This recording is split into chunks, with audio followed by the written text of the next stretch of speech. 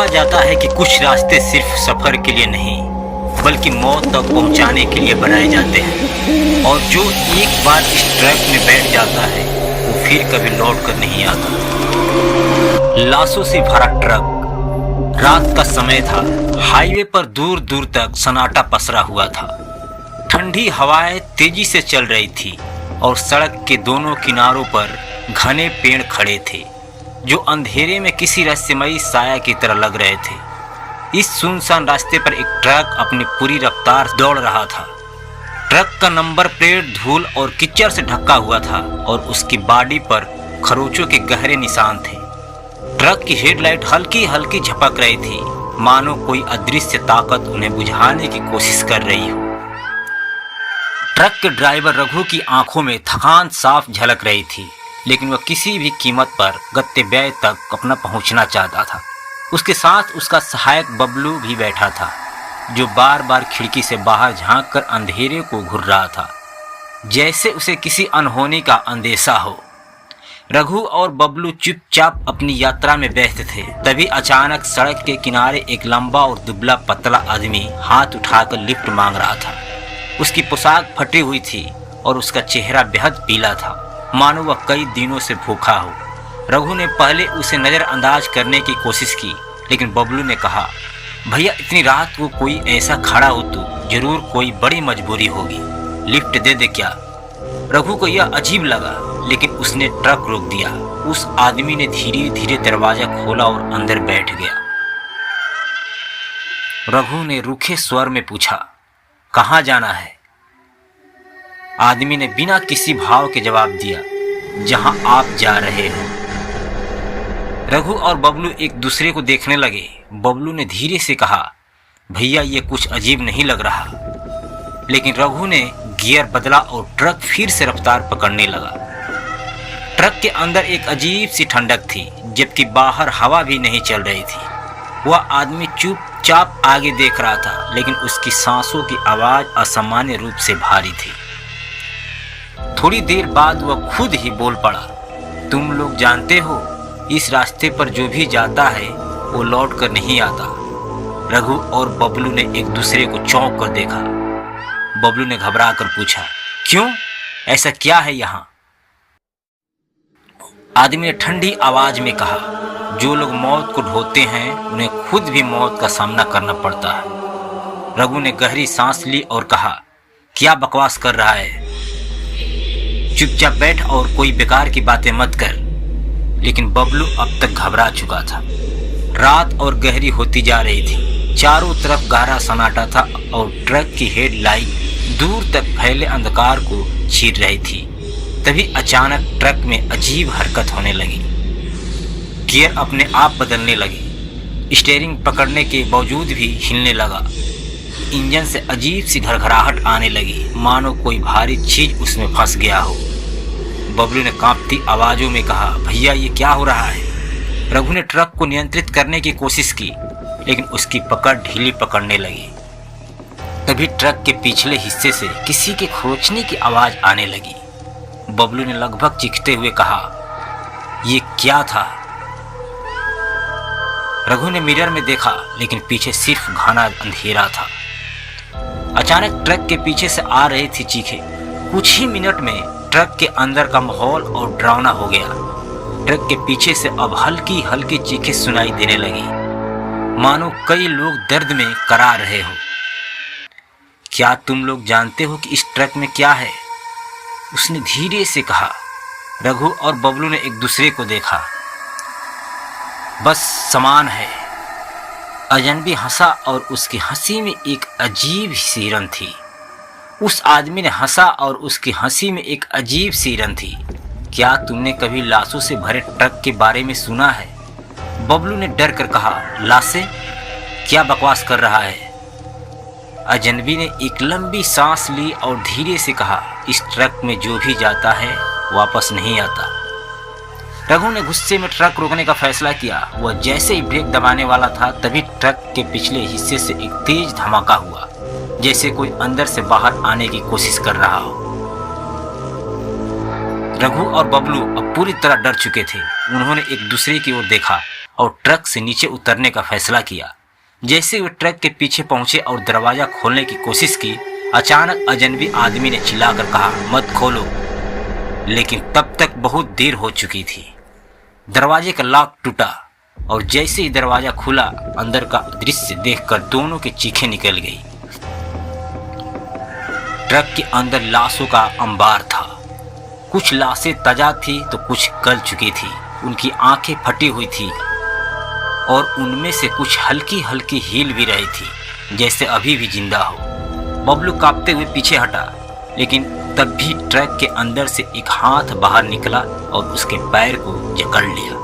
रघु चीखते हुए भागने लगा, लेकिन तभी अजनबी आदमी ने कहा, अब तुम भाग नहीं सकते, तुम भी इस ट्रक का हिस्सा बनने वाले हो। अचानक अजनबी की शक्ल बदलने लगी। उसका चेहरा डरावनी शक्ल में होने लगा। उसकी आंखें गड्ढों में बदल गई और उसका शरीर धीरे धीरे काले धुएं में होने लगा। बबलू की चीखें सड़क पर गूंज उठी और रघु का शरीर कांपने लगा। रघु और बबलू चुपचाप अपनी यात्रा में व्यस्त थे। तभी अचानक सड़क के किनारे एक लंबा और दुबला पतला आदमी हाथ उठाकर लिफ्ट मांग रहा था। रघु और बबलू के सामने जो नजारा था, उसने उनकी रूह कंपा दी। ट्रक के अंदर बेजान पड़े शवों में कुछ की आंखें खुल गई थी। उनकी त्वचा झुलसी हुई थी और उनके शरीर पर जगह जगह गहरे घाव थे। कुछ के मुंह से खून टपक रहा था और कुछ की हड्डियां चमड़ी को फाड़कर बाहर निकल आई थी। बबलू भाग, रघु चिल्लाया था, लेकिन उसके पैर काम करना बंद कर दिया था। बबलू हक्का बक्का खड़ा था। उसकी आंखें डर से बाहर निकलने को थी। तभी ट्रक के अंदर से एक बेजान हाथ बाहर आया और बबलू की टांग पकड़ ली। भैया बचाओ! बबलू ने चीखते हुए खुद को छुड़ाने की कोशिश की, लेकिन हाथ की पकड़ मजबूत होती गई। रघु ने तेजी से झपटकर बबलू को खींचा और वे दोनों लड़खड़ाते हुए पीछे गिर पड़े। अचानक वह अजनबी आदमी हंसने लगा। उसकी हंसी गूंजने लगी और उसकी आंखें गहरे काले गड्ढों में बदल गई। उसका शरीर हिलने लगा और उसकी त्वचा जलकर राख में बदलने लगी। उसकी आवाज़ गहरी और डरावनी हो गई थी, तुम लोग अब बच नहीं सकते। उसके शरीर से काला धुआं निकलने लगा और वह धीरे धीरे हवा में विलीन होने लगा। रघु ने कांपते हुए पूछा, कौन हो तुम? मैं मौत का संदेश वाहक हूँ। इस ट्रक के हर ड्राइवर को यही अंजाम भुगतना पड़ता है। अब तुम्हारी बारी है। और तभी ट्रक के अंदर की लाशें धीरे धीरे हिलने लगी। कुछ अपने सिर उठाने लगी और कुछ के जबड़े चरमराने लगे। रघु और बबलू ने खुद को संभाला और ट्रक से दूर भागने लगे, लेकिन उनके कदम भारी होते जा रहे थे, जैसे किसी ने उनकी ऊर्जा चूस ली हो। पीछे से एक दिल दहला देने वाली आवाज़ आई, रुक जाओ, तुम हमारी जगह ले चुके हो। रघु ने घबराकर पीछे देखा। ट्रक अब हिलने लगा था और उसके अंदर से निकलते हाथ जमीन पर रेंग रहे थे। बबलू, हमें ट्रक छोड़कर भागना होगा। लेकिन भैया, बस भाड़ में गया, बस ये ट्रक खुद मौत है। रघु ने बबलू का हाथ पकड़ा और दोनों जंगल की ओर भागे। लेकिन जैसे ही वे पेड़ों के करीब पहुंचे, सामने एक छाया चित्र उभर आया। यह वही अजनबी था, लेकिन अब उसकी आंखों से खून बह रहा था और उसकी लंबाई दोगुनी हो गई थी। तुम भाग नहीं सकते। रघु और बबलू अचानक एक कच्चे रास्ते पर पहुंच गए। सामने एक पुराना गांव था, जिसकी झोपड़ियों से रोशनी आ रही थी। कोई तो होगा जो हमारी मदद कर सके। गांव में घुसते ही उन्हें महसूस हुआ कि यहाँ कुछ सही नहीं है। यहाँ सब कुछ असामान्य रूप से शांत था। किसी भी घर से कोई इंसानी आवाज नहीं आ रही थी। भैया, ये कैसा गांव है? अचानक एक बुढ़ी औरत उनके सामने आ गई। उसकी आंखें सफेद थी और उसके चेहरे पर अजीब सा डर था। उसने धीमे लेकिन खड़े स्वर में पूछा, तुम लोग यहाँ क्यों आए हो? हम यहाँ बचने के लिए आए हैं। बूढ़ी औरत ने तुरंत हाथ हिलाया और बोली, मत बोलो, मौत तुम्हारा पीछे कर रही है। रघु और बबलू एक दूसरे को देखने लगे। क्या मतलब?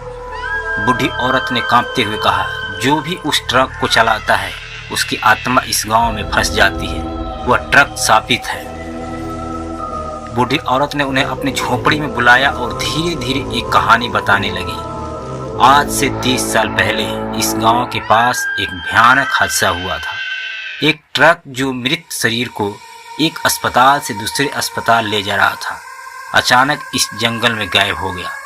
रघु और बबलू की आंखें फटी की फटी रह गई। हाँ, जब वह ट्रक मिला तो उसके अंदर सिर्फ ड्राइवर की हड्डियां बची थी। उसके बाद हर साल उस ट्रक को कोई ना कोई चलाता है और जो भी उसे चलाता है वही उसकी जगह ले लेता है। मतलब कि अब तुम दोनों इस ट्रक के नए शिकार हो। अगर तुमने इसे नहीं छोड़ा तो अगली बार तुम्हारी जगह कोई और होगा और तुम इस मौत के सफ़र का हिस्सा बन जाओगे। बबलू का गला सूख गया। फिर हम इससे कैसे बच सकते हैं?